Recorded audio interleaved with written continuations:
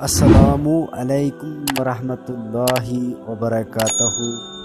بسم اللہ الرحمن الرحیم۔ کسی زمانے میں ایک چور بادشاہ کے محل میں چوری کرنے کے ارادے سے گیا۔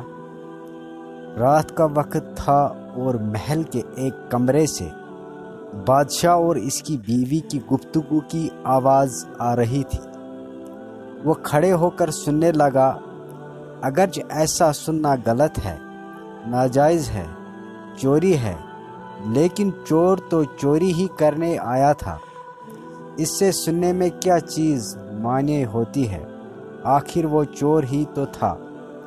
اس چور نے سنا کہ بادشاہ اپنی بیوی سے کہہ رہا ہے کہ میں اپنی بیٹی کی شادی ایسے آدمی سے کروں گا جو نہایت متقی و پرہیزگار ہو، بہت اللہ والا ہو۔ جب چور یہ بات سن رہا تھا اس کے دل میں خیال آیا کہ کیوں نہ میں کچھ ایسا بن کر دکھاؤں کہ بادشاہ میرے ہی ساتھ شہزادی کی شادی کر دے۔ دل میں ایک خرس پیدا ہوئی۔ اب وہ چوری کرنا تو بھول گیا، لیکن دھوکے دینے پر اتر آیا اور گھر جا کر بہت دیر تک سوچنے لگا، کس طرح میں اس بات میں کامیاب ہو سکتا ہوں۔ پھر ایک تدبیر اس کی سمجھ میں آئی کہ بادشاہ کے محل کے قریب ایک مسجد ہے، اس میں جا کر بزرگانہ لباس پہن کر اور ان کی واعظ وقتہ اختیار کر کے وہاں دن رات عبادت میں مشغول ہو کر بیٹھ جاؤں تو شاید یہ بات بادشاہ تک ضرور پہنچے گی کہ کوئی آدمی یہاں ایسا متقی و پرہیزگار ہے جو دن رات اللہ کی عبادت میں مصروف ہے۔ تو ہو سکتا ہے کہ بادشاہ کی نگاہ میرے اوپر پڑ جائے اور میں شہر سے شادی کے لیے چن لیا جاؤں۔ یہ اس چور کا ایک نہایت حقیر اور ذلیل دنیاوی مقصد تھا جس کے لیے اس نے یہ ارادہ کیا۔ پھر اس نے اپنے پروگرام کے مطابق بزرگانہ لباس و پوشاک واضح خطہ اختیار کر کے اس مسجد میں جا کر نمازیوں میں نمازیں، ذکر و تلاوت، مراقبہ سب شروع کر لیا۔ دن گزرتے رہے اور لوگوں میں شہرت ہوتی گئی کہ کوئی اللہ لے بہت بڑے ولی یہاں آ گئے ہیں جو دن رات عبادت کرتے ہیں۔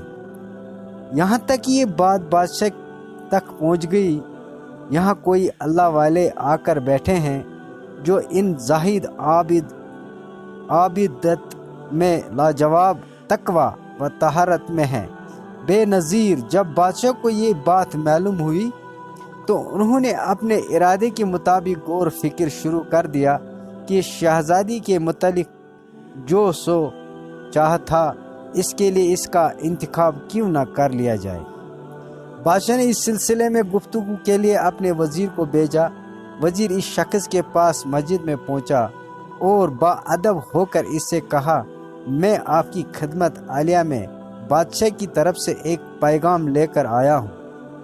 اس نے پوچھا کہ کیا پیغام ہے؟ وزیر نے بتایا کہ بادشاہ کی کئی سال پہلے یہ فیصلہ کر لیا تھا کہ وہ اپنی بیٹی کا نکاح ایک ایسے شخص سے کرے گا جو بڑا متقی پرہیزگار اللہ والا ہو، اور اس کی تلاش میں تھے۔ ان جو نظر انتخاب آپ پر آ کر رک گئی، لہذا بادشاہ نے مجھے بھیجا ہے کہ اس کے سلسلے میں آپ سے گفتگو کروں۔ یہ شخص جو دراصل اس تمنا آرزو میں یہاں آ کر بیٹھا تھا، بہت دیر تک وزیر کی گفتگو سن رہا۔ اس کے بعد اس کی آنکھوں سے آنسو جاری ہو گئے۔ وزیر نے پوچھا کہ کیا بات ہے؟ تو کہنے لگا، آج جو پیغام لے کر آپ آئے ہیں یہ پیغام مجھے منظور نہیں ہے۔ وزیر نے کہا، کیوں منظور نہیں؟ اس شخص نے کہا کہ دیکھیے، میں صاف بات آپ کو بتاتا ہوں کہ میں اصل میں ایک چور تھا اور ایک مرتبہ بادشاہ کے محل میں چوری کے ارادے سے گیا تھا۔ پھر جو کچھ بھی اس کے سنایا، اس کے بعد اس چور نے کہا کہ میں نے تو یہ واضح قطع اس حرص کی وجہ سے اختیار کی تھی، لیکن میں یہاں آ کر بیٹھا تو میرے خدا نے مجھے اپنا بنا لیا۔ اب بس اس کے بعد مجھے اور کسی کی ضرورت نہیں۔ میرے لیے میرا خدا کافی ہے۔ بے شک جب عبادت ہو جائے، نماز ہو جائے، ذکر ہو جائے اور ہماری دیگر عبادتیں واقعی عبادتیں ہو جائے تو بے شک یہ نمازیں اور عبادتیں انسان کو برائیوں سے روکتی ہے۔